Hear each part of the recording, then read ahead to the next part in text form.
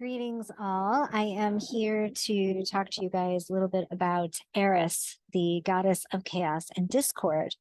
I created a kind of slideshow so that this takes on the feel of a real kind of masterclass and gives a pretty comprehensive education in who Eris is. And so without further ado, I'd like to have us jump right in, just because time-wise, if I do a lot of talking up front, I think we'll end up going very long. So let me find her, share the screen, go to the slideshow. Yes. It's just going to take a minute to load. Okay, so what we're talking about today is Eris. She is a planet that is named after the goddess of chaos and discord. Eris, in the Greek, her name means strife. Her Roman equivalent is Discordia, which means the same. Eris's Greek opposite is something called Harmonia, whose Roman counterpart is Concordia. And I know that I had said in the past that the ruling sign of Aries of Eris is thought to be Libra.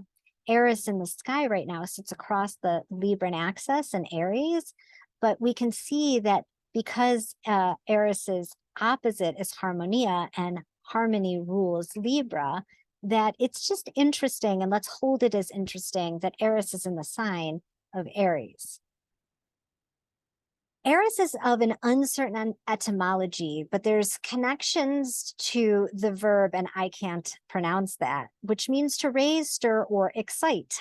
Therefore, she's kind of known as a trickster goddess, somebody who holds paradox and a dynamic expression of the feminine. So she's not a static expression, she's dynamic. And if we remember, the trickster is an archetype who tends to come in sideways or with shocking behavior, shocking language, or who uses humor to point out a truth that we might not have otherwise known without the kind of shocking way of pointing to it.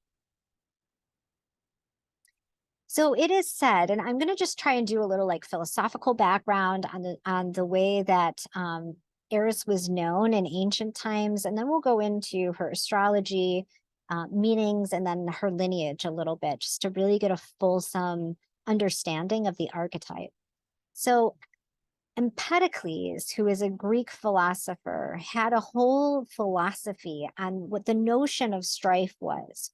And so he had said that there are two forces in the universe that make up the universe. And remember, this is philosophy. And in Greek philosophy, Greek philosophers spent a lot of time doing that kind of Jupiter Sagittarian act of contemplating the truth and the kind of law, the universal laws that make up nature and just the deeper truths about humanity. And so his thought is there's two forces, both love and strife, and they interact to bring together and separate something called the four substances. Strife makes each of those elements withdraw itself from the others. Love makes them mingle together. So the real world is a stage in which neither force dominates. Empedocles argued that all existing things have four roots: fire, air, water, and earth. So we know the elements from the zodiac. He argued that these correspond to gods: Zeus, Hera, Nestis, or Persephone or Adonis. The fact that Empedocles associates these four roots with gods suggests that he's talking about something a bit more intangible, etheric, than material elements. But whatever these four roots are for Empedocles, they are the unchanging source of everything that changes and grows and decays in the world. So underneath the changing world, there is a constant set of principles, and these fundamental roots are themselves unchanging. So there's something incorruptible inside of the ceaselessly changing world. This thing is neither coming into existence or being destroyed, like it's eternal in a sense. And so we're getting in touch with kind of like Roman philosophical thought around like how big the breadth of thought was around this idea of strife or discord. So how does this change happen? And the answer Empedocles gives is that it happens through the interaction of these two elements, love and strife. Love of another person or a thing, or the kind of love that binds us to something else, is a Libran act. And strife is the antithesis of that, in a sense. And so we see the shadow of Libra being disharmony, when Libra, in its, let's say, in right relationship to the cosmos, is harmonizing. One way of seeing love and strife is as the forces of attraction and repulsion. So Eris is the daughter of night. So we notice in these descriptions the impulses of Taurus, life, and to bind, and Libra, harmony, and its shadow, or its opposite, disharmony. And so I have made the assertion that Eris is related to Venus. Other people have also made that assertion. And you'll see in the writing, I've done some writing that goes along with this video, that I talk a little bit about where her astrology is and how that can map onto the Venus cycle. I'm not going to get into that in this video. So go, if you are interested in the Venus cycle correlation and how she shows up from an astrological perspective in the Venus cycle, find that writing that goes with this video. Eris was the goddess or personified spirit, something called a daemona. It's daemon for like the male representation, or daemona in the Greek pantheon, of strife, discord, contention, and rivalry. She was often portrayed more specifically as the daemona of strife and war, haunting the battlefield and delighting in human bloodshed. Because of Eris's disagreeable nature, she was the only goddess not to be invited to the wedding of Peleus and Thetis. So when she turned, and she wasn't invited to this wedding because everywhere she went, she caused discord and strife and chaos, right? So they didn't invite her to this wedding. When she turned up anyways, she was refused admittance. And so she raged at not being able to come and threw a golden apple amongst the wedding party. And there were 3 goddesses who found this golden apple, and inscribed on the golden apple, it was written, "To the fairest." And all 3 of those goddesses laid claim to it: Hera, Aphrodite, and Athena. And in their rivalry, they went and asked Zeus and some of the other gods there if they would judge a contest between them to determine who the fairest was. And it was only a mortal named Paris who agreed to be the judge. And so the 3 of them each kind of tried to bribe Paris into choosing them as being the title holder of the fairest. And Paris, it was Athena who offered Paris to take Helen of Troy as his wife. And so this rivalry brought about the events leading up to the Trojan War, because it was then in Paris's marriage to Helen that the Trojan War happened. And so we see that act, the golden apple, and the rivalry that ensued, and there's a lot of philosophical debate about whether or not Eris actually was trying to cause this strife and discord in the wedding party to reveal the vanity and the shallowness of the other goddesses, right? Because she hated that, because she is a goddess also of justice and divine retribution. So the story goes that Eris was not invited to the wedding party, and that golden apple, which is really a symbol of Paris, we see that symbology in a lot of places, and it is really meant to embody a sacred truth that then upends some prevailing or established culture, you know, something crystallized, something like a trickster would do.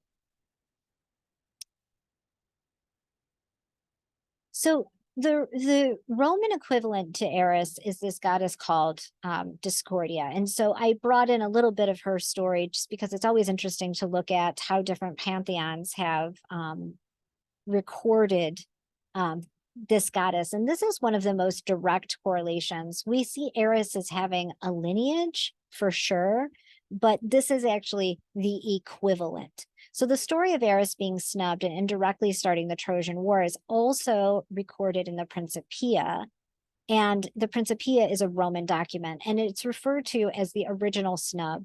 The Principia Discordia states that her parents may be described in Greek legend, or she may be the daughter of the void. And in some other Greek mythology, she's the daughter of Nyx, the night, and the void, and or the daughter of chaos. So all of those things are very similar to each other. She is the goddess of disorder and being in Discordia, whereas her sister Eris, which is the equivalent of Harmonia, is the goddess of order and non-being. Their brother is spirituality. So you can see that we in the West use a lot of Roman words as well as Greek words. Discordian Eris is looked upon as the foil to the preoccupation of Western philosophy in attempting to find order in the chaos of reality. So what this is pointing to is that she's the kind of like poison pill in the very act of a philosopher trying to create order out of culture. That's a big deal. And we talk about that a lot in feminine spaces, that there's this idea that the divine feminine here is here to disrupt the prevailing paradigm that we're in, this dominator culture, in prescribing order to be synonymous with truth.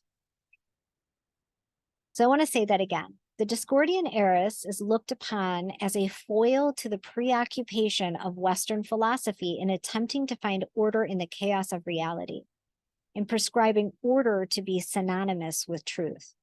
Discordian Eris teaches us that only truth is chaos and that order and disorder are simply temporary filters applied to the lenses we view chaos through.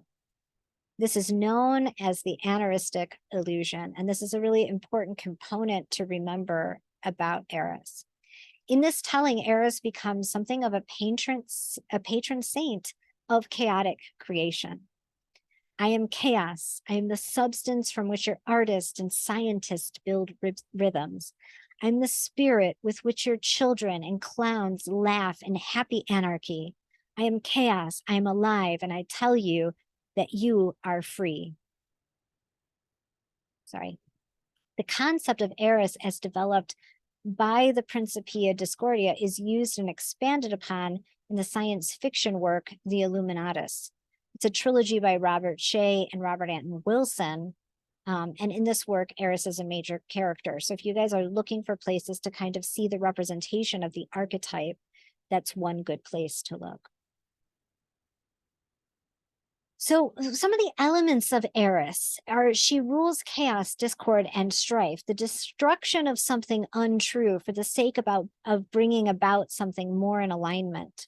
Another way of saying this is causing disharmony to cultivate greater harmony, or dissonance that's in service to coherence. She also governs rivalry, jealousy, fear, and projection.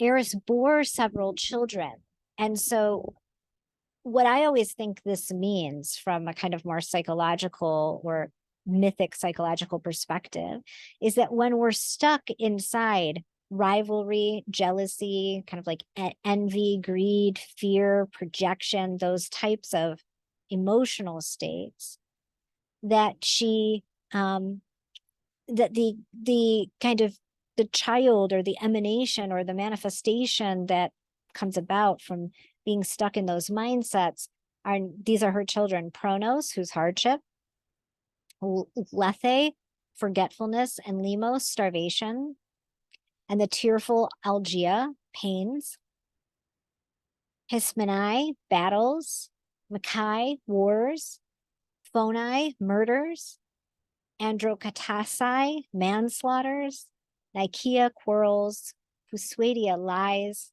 Logi, stories, Amphimologi, disputes, Dysnomia, anarchy, and 8, which is ruin, and Horkos, oath, which some say is most afflicts men on earth, is our contracts, our particular contracts that we make with the paradigm we live in, the contracts that we make with suffering, or when we swear a false oath about something.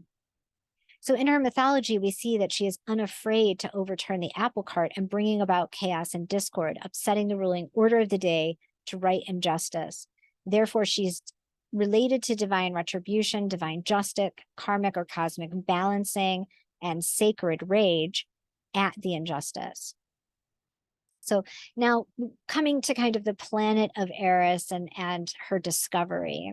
She was discovered in 2005, named in 2006, and this is not written correctly. And upon her discovery, now this, remember, is the goddess of chaos and discord, a naming debate ensued. So the idea of a potentially violent struggle is indeed paramount, and as well the ideal of the vital feminine warrior, because before officially being named Eris after the goddess of chaos and discord, this new planet, designated 2003 UB313, was first called Lila, and then Xena, and then the name Persephone was considered. And since Persephone and Xena, the warrior princess of popular culture, are involved in the naming of Eris, the archetypal image comes to the fore of perhaps a damaged and certainly militant feminism that does not shrink from violence. As for events, and I don't know that I say that this, I say, yes, this could become a militant and damaged feminism. As for events, the time frame of the discovery matches that of the Iraq War, and it can certainly be viewed as a violent struggle for resources. So just bringing a look in at the names that were considered for Eris is in astrological practice important. Just like with Uranus, another name has been put forward by the astrological community, which is Prometheus. And for me, in my interpretation, I always consider that there is a Promethean impulse inside of Uranus. Well, so because Lila and Xena, the warrior princess, have been put forward, we want to consider them in our interpretation. So Lila, this name, or Lila, however you want to say it, is the Sanskrit word for sport or play or spontaneity or drama. And in Hinduism, it has several different meanings, but most focus in one way or another on the effortless or playful relationship between the absolute, which is Brahman, and the cogent world. So the relation of Purusa and Prakriti and the unfolding force of nature becomes here a relationship to male and female. We see a relationship to chaos, the formless void of pure potentiality and order. So essentially, Lila is like the divine, is divine play, like how the cosmos, from a source of eros, so not like intelligence, but from a source of eros, plays and dances, makes love to itself, and how that manifests from the absolute, which is also another way of saying the void or the chaos. So Eris was so slow to be discovered.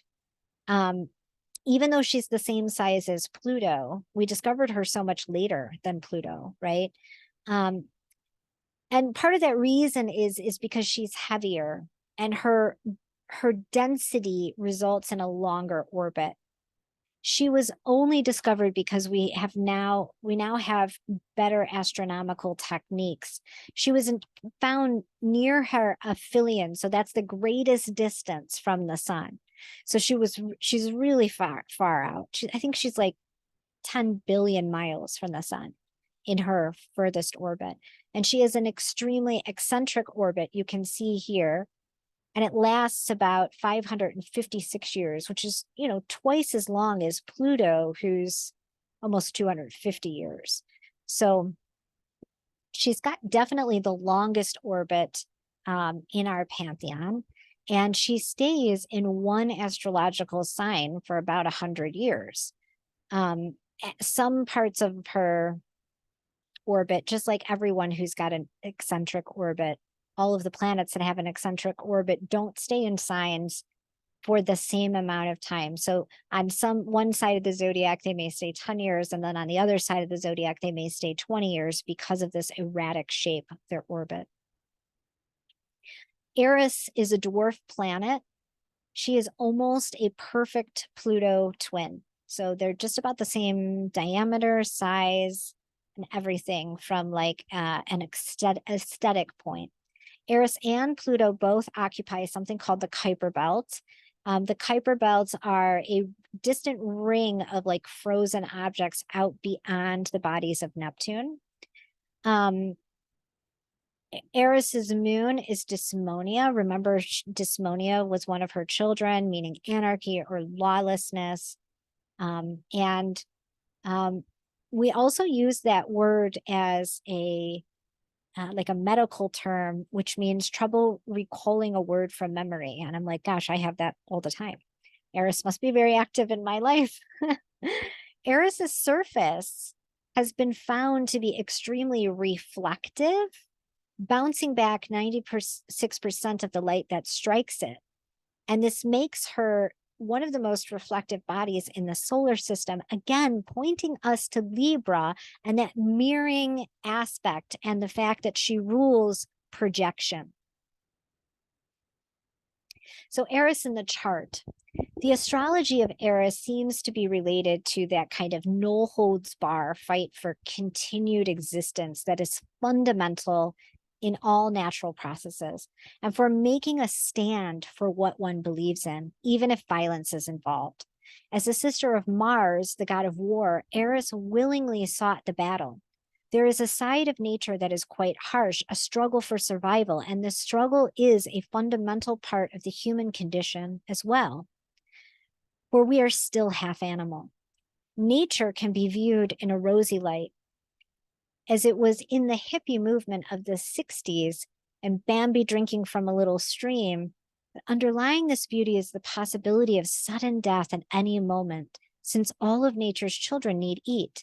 And so Eris is related to this principle and the concept of the female warrior that embodies it, and especially to the feminist struggle for rights in patriarchal society. So interestingly, we have seen some associations with destruction and creation, Purusha and Prakriti, feminine and masculine energies, and just that touch of death and rebirth on our voyage so far. As an emergent feminine archetype, there's one more tidbit I'd be remiss not to mention, for it was the discovery of Eris that demoted Pluto from a planet to a dwarf planet when astronomers were forced to redefine what constituted a planet, what attributes constituted a planet. So in astrology, we haven't shifted designation. We still use Pluto as a planet. Modern astrologers do. And many astrologers hold Eris as the 10th planet, which means so too should we hold the asteroid goddess Ceres, who is now also a dwarf planet because of Eris's discovery. And it just kind of speaks to more of how she's caused chaos and demoted a male patriarch or one of our zodiacal gods, right? So a lot of the rest of this is taken from Laura Walker's book. So I want to make sure I credit her up front. She writes a wonderful book called Eris, and I will link it with this video. You can actually read the entire book for free online. So Eris is the archetype of the planet Eris fights any attempts to place definitions and restrictions. It defies limitations. With Eris, previous boundaries dissolve, bringing about a new concept. So when a new planet is discovered and named, it yields critical information, like we said, about the various forces in the collective that are coming into prominence.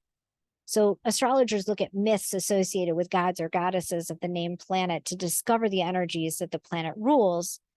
And we're going to look at that now. As the story of Eris unfolds, we begin to notice definite themes that traditionally are associated with the sign of Libra, like I've mentioned in the 7th house, weaving in and out of the myths. These include themes of trees, birds, oaths, challenging the establishment, challenging authority, battlefields, subterfuge, balance, separation, punishment through the abuse of children, commitment, tyranny, control, domination, justice, judgment, androgyny, relationships, self-discovery, marriage, breaking barriers, plagues, crises, and rebirth, all Aryan themes. There is a theme of wildness, inhibition, and the themes that bring us to the brink of the underworld, and the themes that we embody having made it through an underworld experience. So I'll talk about that more in a little bit. Throughout history, so tracking the origins of a god or goddess is like walking in a labyrinth. There are twists and turns in all directions. Astronomers use the Greco-Roman pantheon to name planets and other celestial bodies. So we'll start with the Greeks. But in true Eris form, we need to peel away the layers of her myth back through time to gain a fuller understanding of the energy. When Eris tosses the apple of discord, she's asking the question, what do you value most? She forces a mirror, Libra, in front of the gods and the goddesses. Little wonder why she's not a popular party guest. Her presence reflected their shortcomings, so they ostracize her. And one wonders if she isn't nearly as angry about not being invited to the party as she is angry that the gods and the goddesses spend their time mindlessly pursuing grander and grander parties, inane occupations with gossip, superficial discussion in support of their egos. And perhaps she's most angry about the fact that they would even try to answer the question, as to do so effectively separates the divine feminine into parts that does not respect the whole. So in tracing her lineage, we find at the root of her lineage, we find Ereshkigal. So when people see this bird goddess plaque for the first time, their reactions are always quite strong. The plaque symbology and symmetry are fascinating. All the forms are in perfect balance, Libra. The goddess stands tall on the backs of 2 lions guarded by 2 owls. These are classic sentinels of the underworld. Her wings point downwards, indicating her domain as the heiress of the underworld. And in each hand, she holds what is generally accepted as the rod and ring of justice. Now, her story is the birthplace of Persephone and Pluto's story. So the earliest mythological records of Ereshkigal and Nergal's meeting date back to the 15th or 14th century BCE. So Nergal who decides to journey to the underworld to visit Ereshkigal, as she is the queen of the night, who is known to be a passionate lover. The gods Anu, Enlil, and Ea advise Nergal not to go, but insist that if he does, he not eat or drink anything while he is there. But Nergal succumbs, and he and Ereshkigal spend days and nights together. On the 7th day, knowing that his time will soon run out, Nergal tells her that he must return to heaven. The gods cheer Nergal's arrival, but quickly realize that he has failed to take their advice about not eating or drinking in the underworld. The gods know that Ereshkigal will come for Nergal. And so when she does come, Nergal returns to the underworld, and the two never take another partner again and become infinite lovers. Ereshkigal and Nergal symbolize the balance of the masculine and feminine in partnership. Each of them is able to move flexibly between being alternately receptive and assertive, the masculine and feminine, regardless of gender roles, and they are able to do so synchronously. They harmonize the highest ideals of relationship and marriage.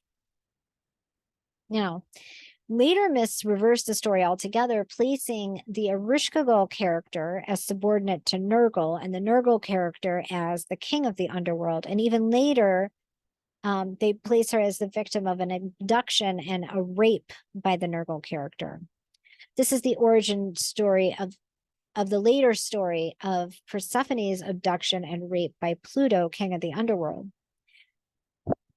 Pluto has been said to be another dimension of Mars, and it follows that Eris is another dimension of Venus. In the classic sense, Mars is the ruler of Scorpio and Venus is the ruler of Libra. But in the multidimensional sense, Mars and Pluto are the rulers of Scorpio and Venus and Eris are the rulers of Libra. The archetypal origin of Eris in the Mesopotamian form of Erishkigal is eventually split into good and bad, dark and light dualities. And we've talked about this a little bit, the kind of way that there's a feminine split in our psyche. And as she comes to be seen as the dark aspect of the feminine in contrast to her younger sister, Inanna. This is the Justice card in the Golden Dawn deck. And you can see, I love all of the representations here. You have, this is Nephthys with the vulture on her head.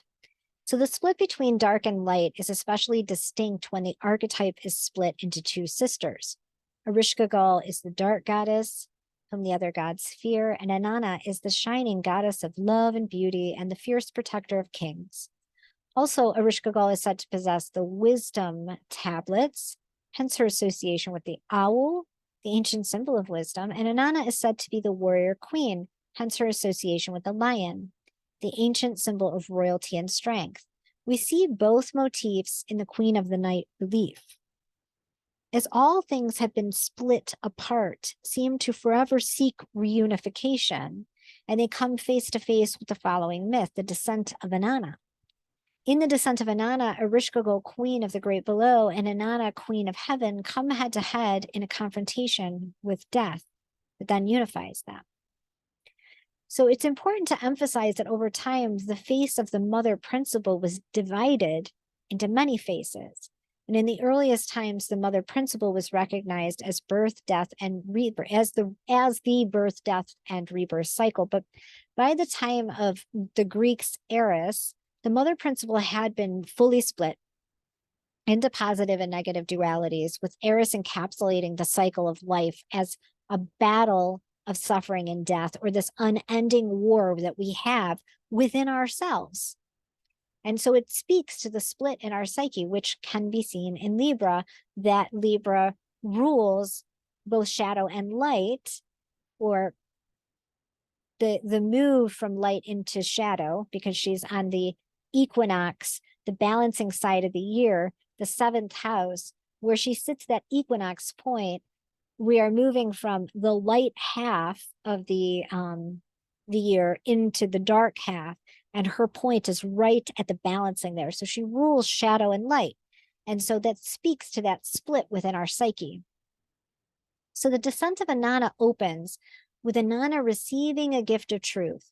And this new gift prompts her decision to travel to the underworld to learn the secrets of her sister's dark domain. But her journey is prohibited by the laws of the gods. So she uses the excuse of wanting to visit her grieving sister, Erishkigal, because Nergal has died. Erishkigal has just been widowed. And Inanna knows that traveling through the gates of the great below will be treacherous, even deadly. So she collects the things that she thinks will protect her the most. The 7 Me, the tablets of destiny or universal laws, a crown, a double strand of beaded necklaces, an exquisite gown, kohl for her eyes, a breastplate, a breastplate, a gold bracelet, and a measuring rod and line. She gives special instructions to her trusted handmaiden that if she is not returned from the underworld in 3 days, the handmaiden is to clothe herself in rags, make cuts on her legs, and run to the gods, begging them one by one to rescue her. So Inanna's battle is the inner battle, the battle of facing ourselves when we are reduced to our core, stripped of the trappings that make us feel secure or successful. So all of the ego trappings, all of the false vestments of power, everything that we have invested in to keep us safe, everything that's illusory, right? And so with this archetype of Eris, anything that bolsters the ego is removed, and we are forced to see the truth of who we are and the world around us. And in this way, we come to know what is truly of value. Each of us faces this at one point in time. So as her lineage continues, we come to find Isis on the delta of the Nile.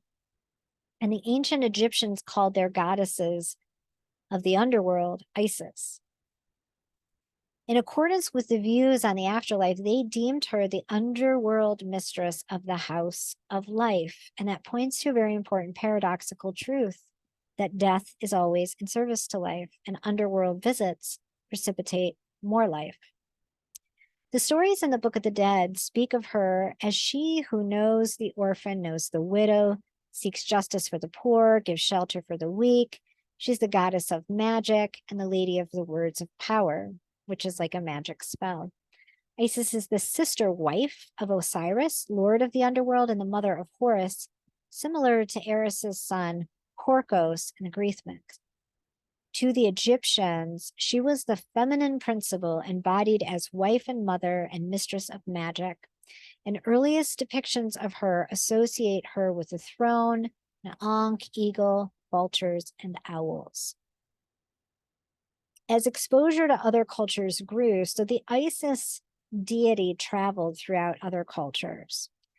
So as exposure to Isis grew throughout the ancient world, so did her following. Isis eventually assimilated the great Egyptian goddesses into her description. Hathor, the goddess of motherhood, and Sekhmet, the goddess of war and avenger of wrongs, as well as many other cult goddesses. It wasn't until the Roman era, when her cult spread all the way to the British Isles, that temples to Isis were built. But interestingly, she was worshipped up until the 6th century AD, when the Byzantine emperor Justinian, following the prevailing attitude that the mysteries and rites of Isis were orgiastic, he finally banned her cult and closed her temple in Philae. But just like the Sumerian Erishkigal, Isis also had a sister who was Nephthys. Isis and Nephthys were often portrayed together as protectors against evil during the journey through the afterlife. We see their sprawling wings extended over coffins. And whereas Isis was associated with the owl, Nephthys was associated with the vulture. And vulture medicine is very underworld-like in its nature. Isis's association with the underworld and resurrection comes primarily from the legend of Osiris. Now, originally Isis ruled the living world with his wife. Sorry, let me say it again. Originally, Osiris ruled the living world with his wife Isis and was beloved by the people as fair and just God who kept Mat, which is universal truth, in harmony and balance. So with the emergence of Eris, right, all of these different pieces of her lineage, the universe may be telling us that it is time to battle the fear and to heal the split within us. Perhaps it is time to take our own inner journey to the underworld and to meet our own dark side, to bring about balance and a rebirth of our own soul, so that our soul does not any longer live in an external orientation, completely jailed by the matrix. So as we have seen with her myths, the journey through the underworld always brings about a certain kind of rebirth. And this is what Eris wants us to remember as we're forced to cope with the rapidly shifting experiences of life today. So many people are experiencing this time as a time of crisis, but the chaos and strife that we see in the world around us is actually a reflection of the chaos and strife that we feel within us. Remember that mirroring principle.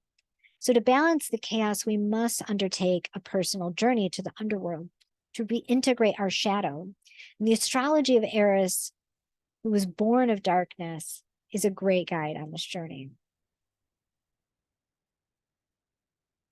Eris represents our inner warrior woman, the one who has been forged in the flames of transmutation that we find in the underworld.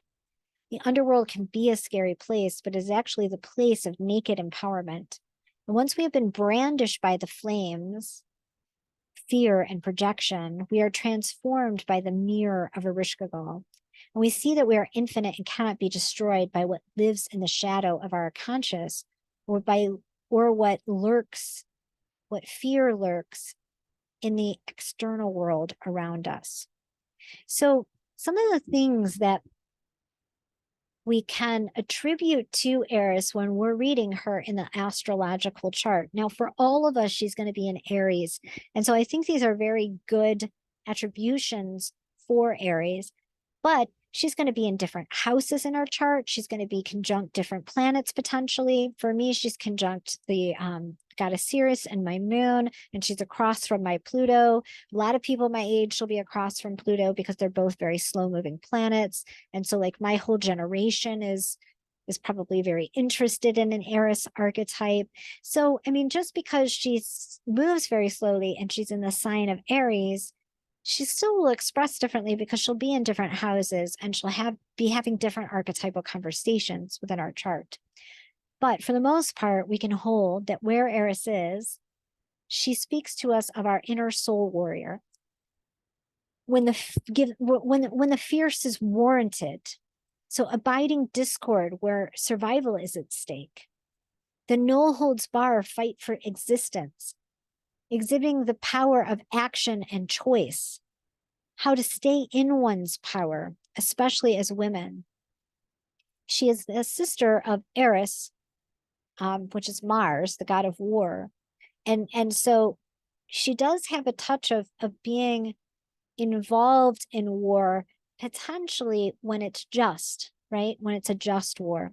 So also she is indicative of the female struggle for survival, soul level commitment that we will not deviate from, empowerment and disempowerment, right rage, like where anger is warranted, taking action when necessary, knowing when to take a side, standing up for ourselves and others, and the ability to back our truth.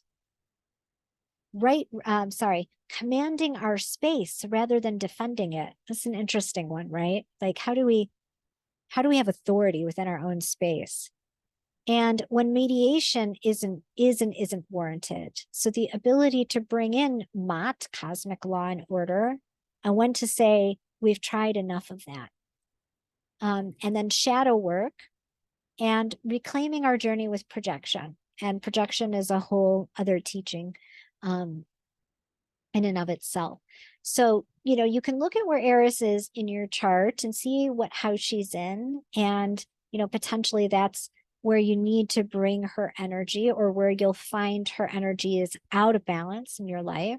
And you can see if she's in conjunction or tinging any other planets, or in an aspect to any other planets, and what conversation they are having, just to give you a little bit of an idea about your own Eris archetype. So thank you so much for coming on this journey with me with Eris. Oh, my camera's going to take a minute to. There we go.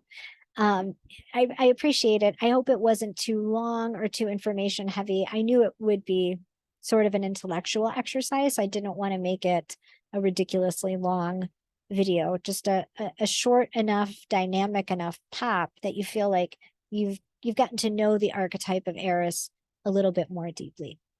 All right, love to you all.